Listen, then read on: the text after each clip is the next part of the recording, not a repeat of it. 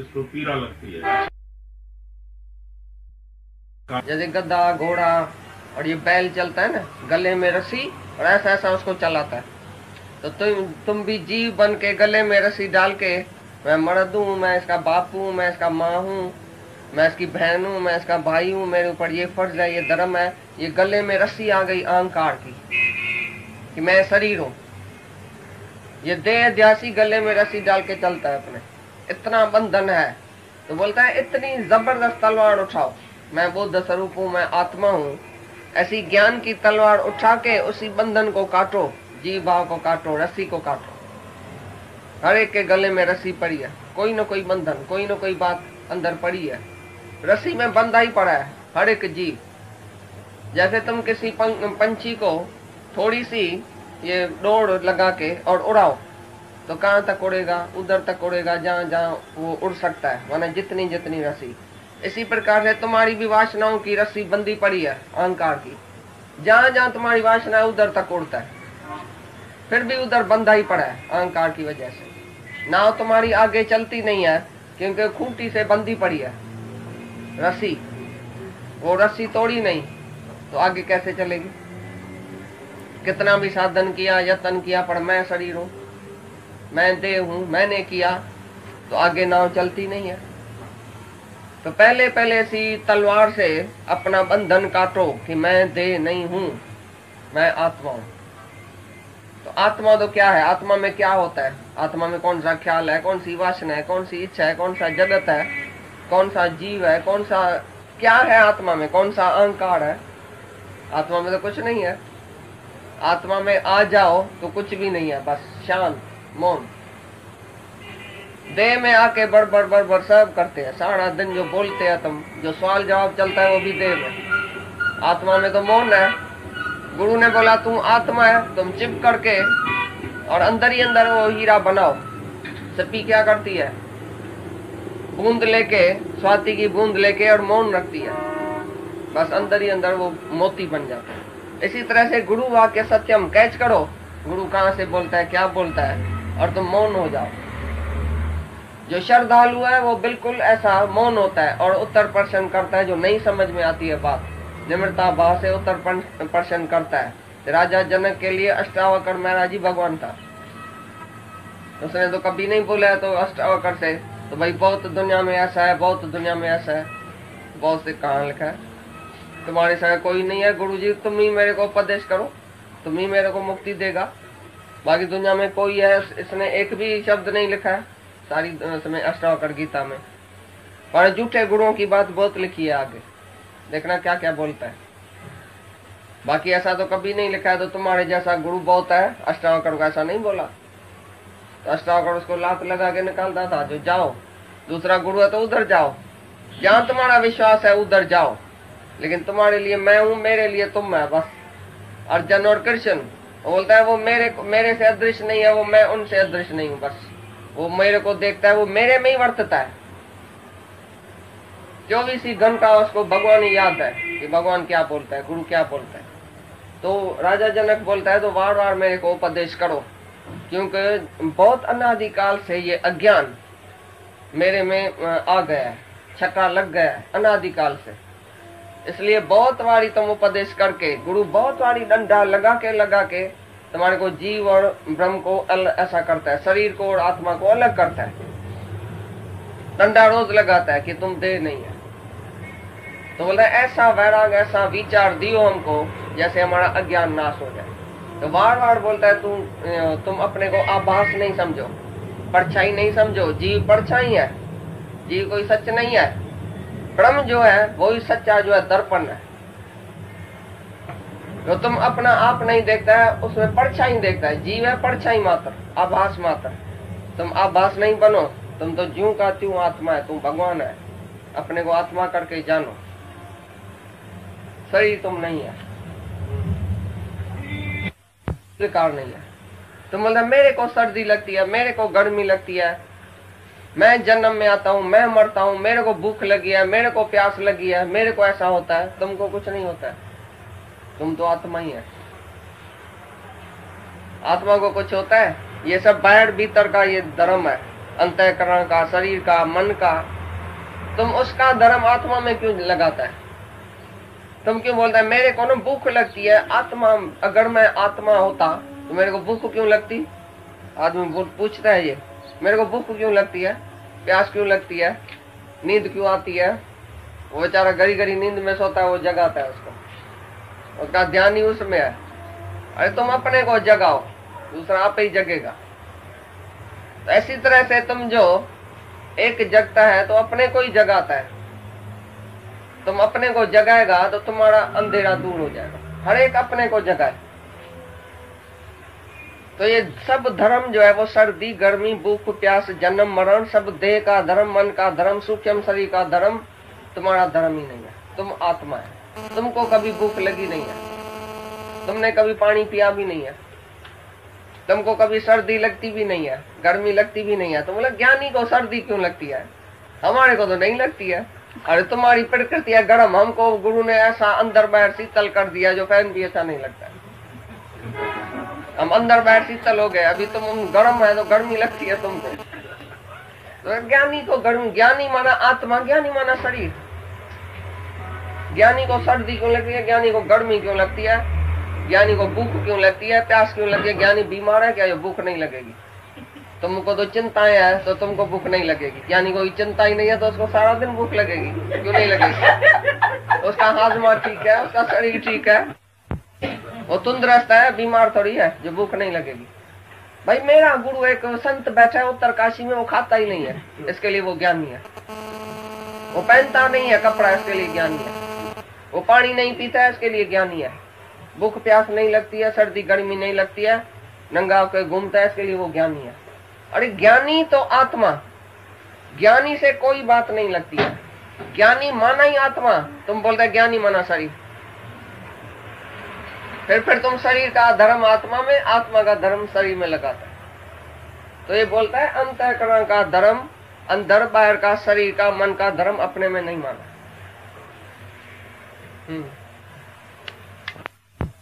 हठ योग सबको बताया था।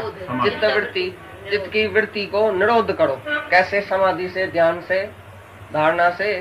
ध्यान, धारणा, समाधि, ये भाई ध्यान करना चाहिए, समाधि करनी चाहिए। उसी से चित्त तुम्हारा, चित्त वृत्ति निरोध होगी। माने चित्त की वृत्ति, वृत्ति को बनाओ भाई। वृत्ति कैसे शांत होवे, वृत्ति का कैसे निरोध होवे भाई? समाधि से बहुत फायदा पड़ता है।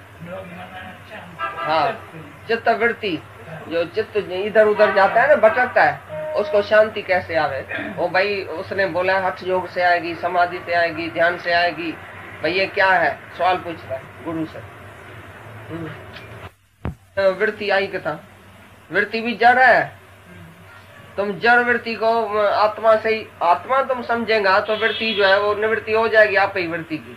तुम आत्मा नहीं समझेगा, शरीर समझ के अपनी वृत्ति को रोज रोज निरोध करेगा। मैं हूँ देह, मैं समाधि में बैठता हूँ, अभी मन किधर जाता है, इधर क्यों जाता है, उधर जाओ, ऐसा नहीं करो, ऐसा करो, मन को समझाता है। तो थोड़े टाइम के लिए वृत्ति शांत हो जाएगी, फिर तुम दुनिया में जाएगा तो तुम देह अध्यासी है, तो फिर वो दुनिया वाला सब जो संसार की बातें सब अंदर आ जाएगी। समाधि का खाली थोड़े टाइम के लिए फायदा है, टेम्पररी। बाकी समाधि है क्या? समाधि माना समान दृष्टि, समता बुद्धि, समान वृत्ति, समत्व भाव, समत्व योग, ये है समाधि। एक एक में आत्मा देखना, सर्व में आत्मा देखना, ये है समाधि।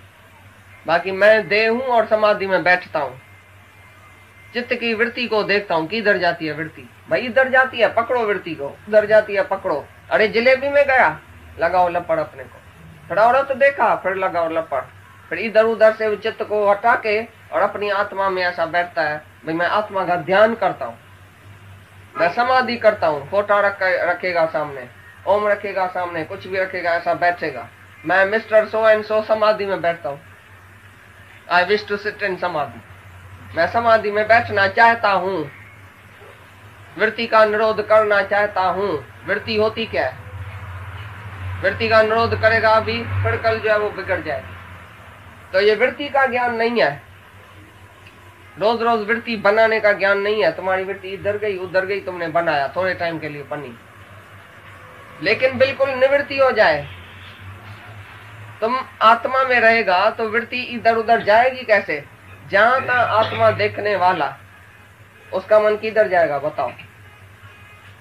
God is everywhere. मैं आत्मा हूं, मैं जानता हूं, सर्वत्र हूं, व्यापक हूं। अभी कौन सी चीज है जिसमें मेरी वृत्ति जाएगी?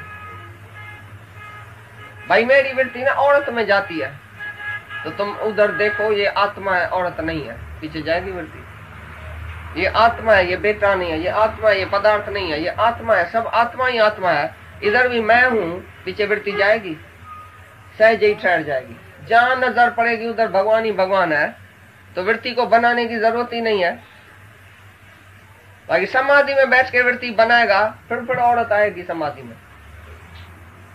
1000 साल तपस्या करके भी जो औरत के पीछे गिरता है, माना उसने वृत्ति बनाई, बैठ के अंदर समाधि किया, ध्यान किया, वृत्ति बैठ के बनाई, लेकिन औरत अंदर बैठी थी, वासना थी। समाधि पर समाधि लाख तू करता रहे, जब तक न मिटेगी वासना, बंधन न तेरा जाएगा। तो वासना की क्षय करो, बाकी वृत्ति निरोध क्या करेगा? जहां जहां तुम्हारी वासना जाए उधर आत्मा देखो। भाई मेरा तो मन बेटे में गया, तो तुम अंदर में ही देखो, वो बेटा नहीं है, आत्मा। मेरा बेटा कोई भी नहीं है, वो आत्मा ही है, भगवान ही है। मेरा बेटा कहां से आया? तो ये आत्मा का निश्चय और सर्वत्र आत्मा देखना, इसके सिवाय कोई भी दूसरा अभ्यास नहीं है। किसी भी श्रुति में, किसी भी वेद शास्त्र में दूसरा अभ्यास है ही नहीं। आत्मा के निष्ठा के सिवाय, आत्मा के निश्चय के सिवाय कोई अभ्यास नहीं है। बाकी कितना भी साधन करो, समाधि करो, ध्यान करो, अगर आत्मा का निश्चय नहीं किया, बाकी कुछ भी बैठ के करो, तो ये वंज चलाते हैं, नाव चलाते हैं, फिजूल अपना टाइम गंवाते हैं। और आत्मा की निष्ठा नहीं किया तो बाकी कुछ भी किया तो कुछ नहीं हुआ, जीरो, बंधन ही है, बंधन ही है। गड़ी पारो यो पत्थरी कुछ है। आत्मा तो इस तरह है ना, तुम्हारी एक जगह है ना, स्वप्रकाश, वृत्ति को भी प्रकाश करने वाली। वो जड़ वृत्ति क्या आत्मा को जानेगी? और आत्मा जो स्वप्रकाश है, उसको जड़ वृत्ति कैसे जानेगी? जड़ वृत्ति को तुम कितना भी वृत्ति को बनाओ तो भी आत्मा तक नहीं पहुंचेगी। आत्मा स्वप्रकाश है, निसंग है। भाई तुम्हारा किसी से संगी नहीं हुआ है, नहीं शरीर से, नहीं मन से, नहीं अहंकार से, नहीं बुद्धि से, नहीं वृत्ति से। वृत्ति से भी तुम्हारा संग नहीं है, वृत्ति का भी तुम जो है वो साक्षी है। वृत्ति भी जड़ है, अहंकार भी जड़ है, मन भी जड़ है।